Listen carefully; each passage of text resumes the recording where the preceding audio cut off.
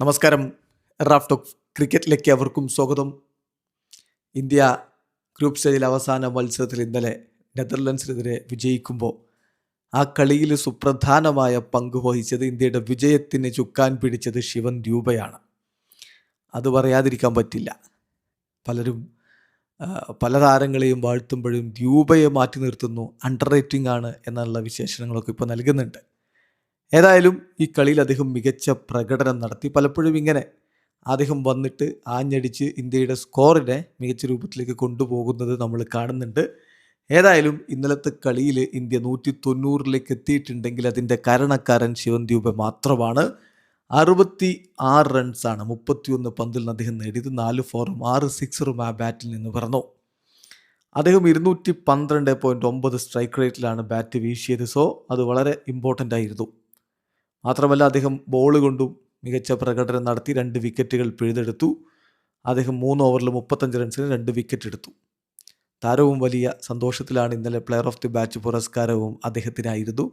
അതുപോലെ post match പ്രസൻറ്റേഷനിൽ അദ്ദേഹത്തെ പ്രശംസിക്കാൻ Indian captain Suryakumar യാദവും മടിച്ചില്ല. ഏതായാലും ഈ പ്ലെയർ ഓഫ് ദി മാച്ച് കിട്ടിയ ശേഷം ശിവൻ ദ്യൂബെ തൻ്റെ കളി എങ്ങനെയാണ് പ്ലാൻ ചെയ്തത് എന്നുള്ളത് വളരെ വ്യക്തമായി പറയുന്നുണ്ട്. ഒട്ടും എളുപ്പമായിരുന്നില്ല ഈ രൂപത്തിൽ അടിച്ച് കളിക്കാൻ. പക്ഷേ ടീമിന് അതാണ് ആവശ്യം, തനിക്കതിന് കഴിയും എന്നുള്ള കൃത്യമായ വ്യക്തമായ ധാരണയിലാണ് അങ്ങനെ ഒരു ഇന്നിങ്സ് കളിച്ചെന്ന് അദ്ദേഹം പറയുന്നുണ്ട്. അദ്ദേഹത്തിൻ്റെ വാക്കുകളിലേക്കോ അദ്ദേഹം പറയുന്നു. അദ്ദേഹം കണ്ടീഷൻസിനെ കുറിച്ച് പറയുകയാണ്. ശരിക്കും കുറച്ച് ടഫായിരുന്നു ഈ ഒരു സിറ്റുവേഷൻ. പക്ഷേ ഞാൻ ഈ സിറ്റുവേഷനിൽ ബാറ്റ് ചെയ്യാൻ ഇഷ്ടപ്പെടുന്നു. ഞാൻ ശരിക്കും എൻജോയ് ചെയ്താണ് മുന്നോട്ട് പോയത്. ശരിക്കും പ്രഷർ ഉണ്ടായിരുന്നു എന്നുള്ളതൊരു സത്യമാണ്.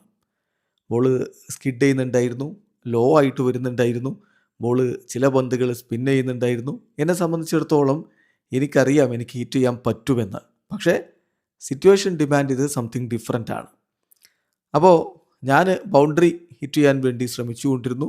സിക്സറുകൾ അടിക്കുന്നത് ആസ്വദിച്ചു. എനിക്കറിയാമായിരുന്നു എല്ലാ ബൗളർമാരും എനിക്കെതിരെ ചില തന്ത്രങ്ങളുമായിട്ട് വരുമെന്ന്. അവർ സ്ലോവർ ബോളുകൾ എറിയുകയായിരുന്നു. ഞാനതിന് കൃത്യമായി പ്രിപ്പയർ ചെയ്തിട്ട് തന്നെയാണ് ഇറങ്ങിയിരുന്നത്. ക്യാപ്റ്റനും കോച്ചും എന്നോട് എപ്പോഴും പറയാറുള്ളത് സ്ട്രൈക്ക് റേറ്റ് ഞാൻ ഹൈ ആയിട്ട് നിലനിർത്തണമെന്നാണ്. പക്ഷേ അത്ര എളുപ്പമായിരുന്നില്ല. It's depends on situation. ഇന്നത്തെ ഈ ഒരു കളിയിൽ സ്ട്രൈക്ക് റേറ്റ് ഇമ്മീഡിയറ്റ്ലി ഹൈ ആയി നിലനിർത്താൻ പറ്റുമായിരുന്നില്ല.